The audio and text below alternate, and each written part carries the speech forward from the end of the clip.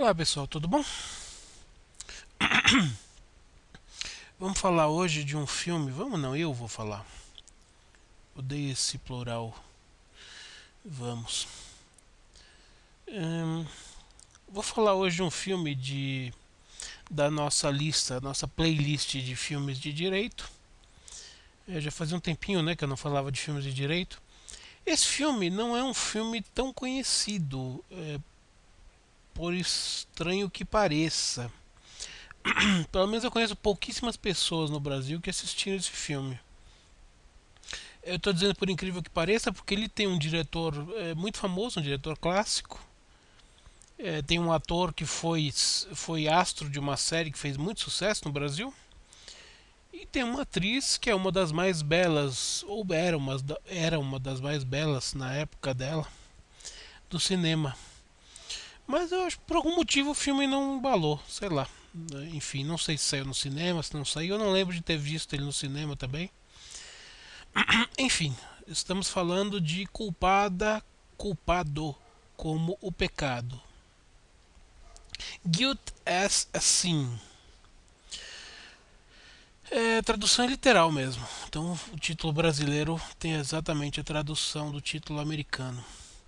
É um filme de 1993, dirigido pelo Sidney Lumet. O Sidney Lumet é um diretor clássico americano. Ele dirigiu muitos filmes famosos.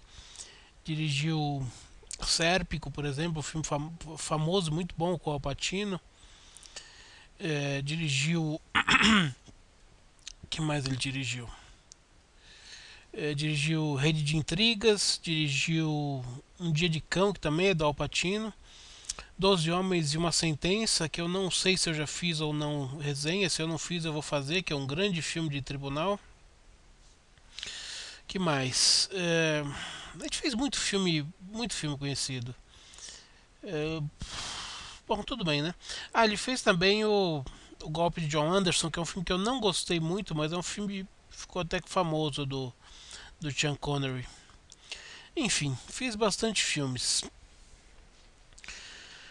E nesse filme aqui, os seus atores principais são Tom Johnson. Eu acho que dispensa apresentações para quem é mais ou menos da mesma idade que eu. Tom Johnson foi o grande astro do Miami Vice. Miami Vice é uma série que estourou nos Estados Unidos e estourou no Brasil também. Eu não assisti muito na época, eu cheguei a assistir depois da época que estourou. Mas eu sei que muita gente da minha geração, assim, não perdia um episódio. Né? O Don Johnson fazia parceria com um ator negro, agora eu não lembro o nome, Michael Phillips, alguma coisa assim, não lembro exatamente o nome. Mas ele era o grande astro da história, porque ele fazia o papel de um detetive, tinha uma Ferrari, morava no iate e tudo mais, exatamente em Miami, né? Óbvio, Miami Vice. E desvendava todos os mistérios em parceria com esse amigo dele, com esse parceiro dele. É uma série que fez muito sucesso. E depois desse seriado, o Don Johnson não fez nada muito, que chamasse muita atenção. A carreira dele meio que estagnou. Mas esse filme foi feito logo na sequência do Miami Vice. Logo, assim, não exatamente na sequência, mas o Miami Vice deve ser da década de 90, década de 80, aliás, final da década de 80, e esse filme é de 93, então é mais ou menos um pouco depois, talvez uns 4, 5 anos depois de Miami Vice. Então ele ainda estava no auge. E ele contracena com a Rebecca De Mornay, que a Rebecca De Mornay é uma das atrizes mais lindas que o cinema já já nos apresentou. Obviamente que hoje em dia ela deve estar com seus 50, 60 anos. Não está mais não tá mais com seus 20, 30 anos. Não é mais o que era antes. Mas também hoje em dia está meio apagadinha. Mas enfim, do que se trata o filme? O filme, apesar do enredo não ser muito original, porque é mais ou menos o mesmo enredo de outros filmes, por exemplo, O Fio da Suspeita, aquela velha história, o marido, que não é exatamente um cara muito bem sucedido, que é acusado de matar a esposa milionária. Né? A gente já viu isso no Fio da Suspeita, que foi um romance, depois foi transportado para o cinema.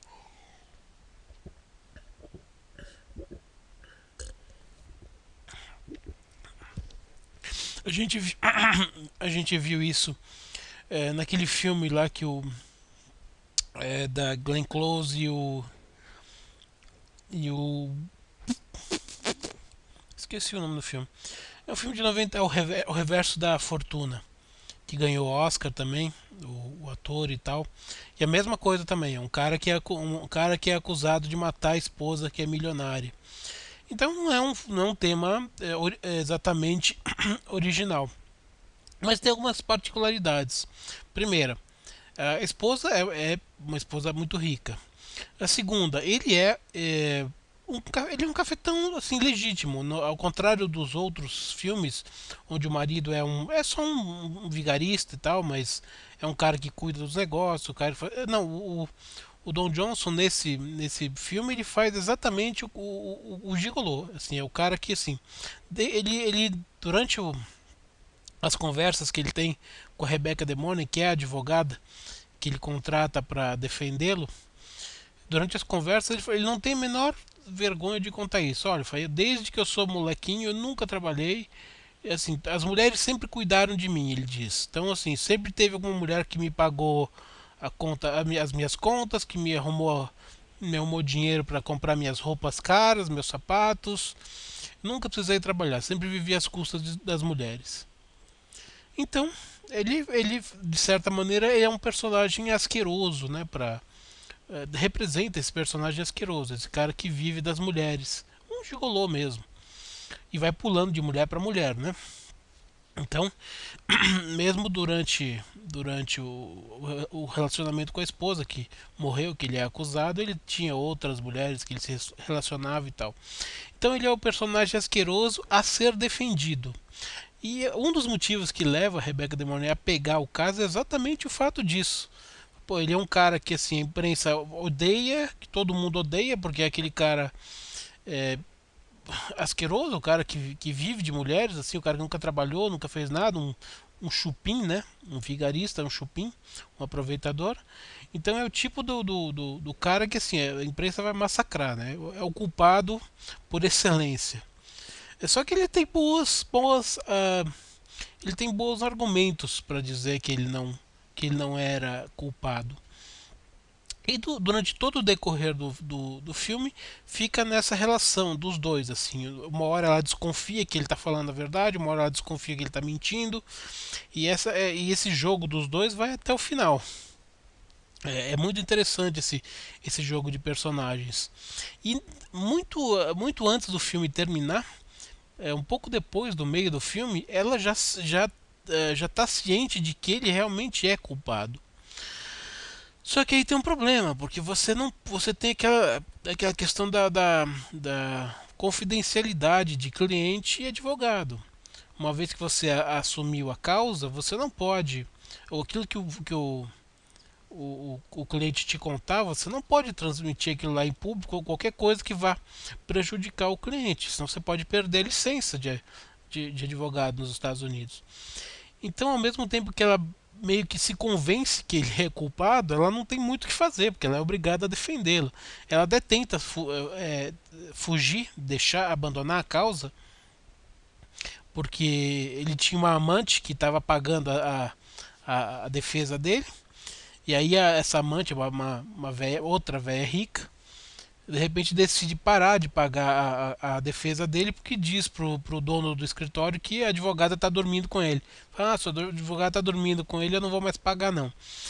E aí ela tenta, diante da juíza, não, eu não quero mais atender esse cliente porque ele não está me pagando. Daí a juíza, olha, você trabalha num dos maiores escritórios da cidade. Certamente não é vocês não têm problema de dinheiro, então caso ele não te pague, depois que você ganhar a causa, depois que terminar a causa, você o processa para receber o dinheiro. Então a juíza não aceita que ela se afaste da causa. E nesse ínterim, a juíza inclusive pergunta para ele se ele ainda confia na advogada. Ele falou: "Não confio, quero ela e tal". Então ela não consegue fugir da causa, na verdade. Então ela acaba tendo que defendê-lo a contragosto. Lembrando que nas resenhas que eu faço de filme aqui eu conto até o final, hein? Se você não quiser saber o final, não assista a resenha de filme que eu faço aqui. Ao contrário de livro, que eu não conto o final, o filme eu conto. E o filme se desenrola e no final ela começa a desconfiar como é que foi que ele cometeu o crime. Então ela começa a plantar pistas falsas. Por exemplo, ela pega o sapato dele, ela descobriu como é que foi que ele conseguiu matar a esposa, porque ele saiu do hotel onde eles moravam e depois, quando ele voltou, a mulher já tinha caído da janela, porque ela se jogou pela janela. Em teoria, ela se jogou pela janela. Ele disse que ela se suicidou. E ninguém ouviu voltar para o prédio. Então ele não tem como ser acusado. Mas o prédio está em reforma.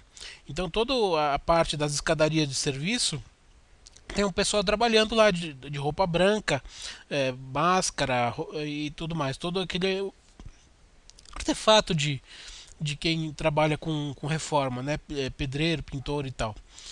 E aí ela desconfia como foi que ele entrou. Ele fala, ele entrou vestido de. Ele se disfarçou, colocou aquela roupa branca, uma máscara, ninguém com máscara vai ser reconhecido. Foi, ele subiu e jogou a mulher pela janela. Então o que ela faz? Ela vai no apartamento dele, quando ele não tá, e coloca planta, né? Algumas sujeiras, por exemplo, no calçado dele, embaixo do sapato dele, para mostrar daquela sujeira branca de tinta, né? Para mostrar que ele subiu por ali. E isso é usado como prova depois, porque isso é descoberto no apartamento dele. Fala, olha, ele pisou aqui, então quer dizer que ele subiu daquele jeito e tal. Ele pisou em algum local que tinha obra. Daí ele começa a pensar, né, fazer o pensamento reverso, falar, mas muito engraçado isso, porque aí mostra, né, a sequência dele subindo. Quando ele subiu, ele colocou um saco ele em volta do sapato, ou seja, ele não tinha como pisar na tinta se ele tinha forrado o pé com um saco, né, um saco plástico. Daí ele descobre então que ela, obviamente, forjou aquela pista. E aí ele passa a descontar no namorado dela. Aí ele dá uma surra no namorado dela, por exemplo. E aí o namorado tá todo estragado no hospital e tal. E aí ela fica com dor na consciência. E ela fala, agora eu descobri o meu cliente sabe que eu sabotei a pista. E essa é a maneira dele demonstrar que sabe. Ele vai lá e agride, espanca na verdade o namorado dela. E aí no final ele consegue arrumar uma testemunha falsa, que é uma esposa de um jogador de futebol americano, que assim resolve por livre e espontânea vontade, claro que é uma das amantes dele, dizer que ele estava junto com ela no momento do crime, portanto ele não poderia ser acusado do crime. E no final, obviamente, que o filme não termina no tribunal. O filme termina depois, porque ele é inocentado. E aí ele resolve contar a ela toda a verdade do que aconteceu. Ele conta pra ela toda a verdade. Eu fiz isso, fiz aquilo e tal. Contou tudo. Mas aí não tem mais o que fazer. Ele já foi julgado, não tem mais o que fazer. De qualquer maneira, ele vai continuar a persegui-la. Em primeiro lugar, ele põe fogo e mata um velhinho que é um investigador privado que estava ajudando ele a coletar pistas, inclusive coletando pistas de outros crimes que ele cometeu com outras vítimas em outras cidades. Ele mata o velhinho, bota fogo ali no escritório todo, onde ele tem os documentos que ele recuperou de crimes antigos que o cara cometeu. E o clímax todo se dá no condomínio dela.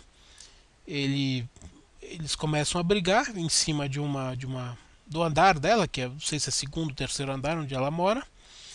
E aí ele começa assim, vou matá-la, né? Então ele joga ela por cima da mureta. E isso eu acho uma coisa extremamente forçada, hein? Mas ok, é o filme. Aí ela, assim, tô caindo, né? Ela segura o pescoço dele assim, em cima, né? Põe a mão por cima para pegar aqui pela nuca dele. E aí ela fala, bom, já que eu vou cair, você quer me jogar, então eu vou te trazer junto, você não vai matar mais ninguém. Daí ela põe os dois pés na murada, pega a gravata dele e puxa, ou seja, vamos cair os dois juntos.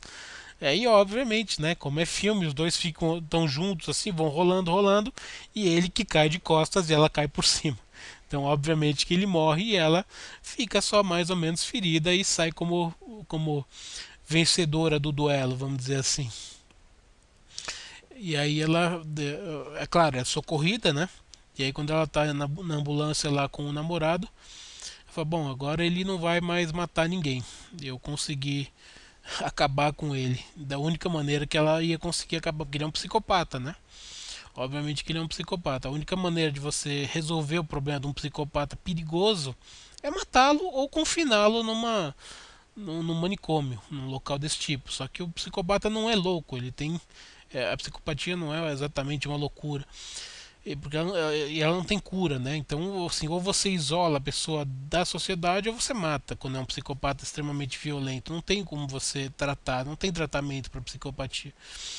Enfim, esse é o filme. É um filme muito divertido para quem gosta de thriller, porque na verdade é um thriller, e também tem as sequências de tribunal. E você vê todo aquele os meandros da justiça, as apelações, as alegações.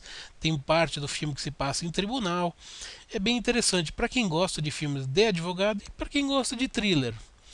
E eu acho que os atores estão bons, apesar deles não serem o supra-sumo da interpretação, né? Tanto o Don Johnson quanto a Rebecca De Mornay não são Jack Nicholson e Meryl Streep, por exemplo. Não são atores assim espetaculares, mas eles encaram muito bem cada um o seu papel. E o filme é muito divertido, é muito interessante, ele prende a atenção.